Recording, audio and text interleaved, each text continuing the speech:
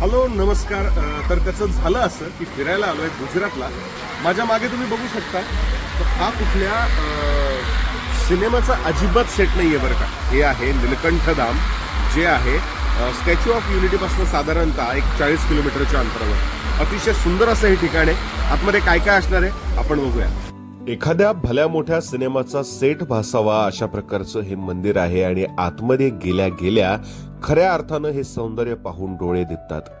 पृथ्वीवर जर कुठे स्वर्ग अवतरला असेल तर तो येथेच असं म्हणावं लागेल, कारण हा मानव निर्मित जो सरोवर आहे ना, खऱ्या अर्थानं सांगतो अक्षरशः डोळ्याची पारणं फेडणारा आहे.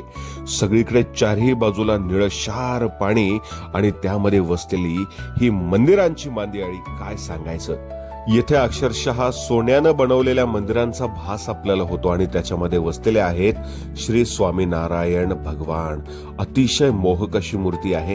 या ठिकाणी अनेक शिवलिंग आहेत ज्याला सतत जलाभिषेक केलेला आपल्याला पाहायला मिळतो. येथे बालरूपामध्ये श्री कान्हा वसले आहेत, ज्यांना झोका आपल्याला हाताने देता येतो. सद्गुरू परंपरेशी नातं सांगणारं हे मंदिरांचं सगळं काही स्ट्रक्चर जे बनवण्यात आलेलं आहे. यावेळी इथे एक आवर्जून गोष्ट मला बघायला मिळाली, ती म्हणजे सगळे संत मंडळी या ठिकाणी कोरलेले असताना आपले ज्ञानेश्वर माऊली यांची देखील एक छानशी मूर्ती या ठिकाणी कोरलेली पाहायला मिळाली.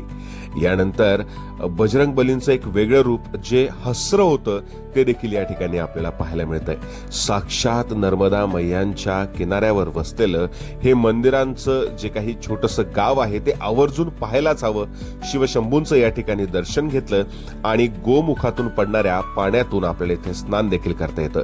एकदा तरी आयुष्यात येथे भेट दिली. नीलकंठ धाम येथे जावंच लागतंय.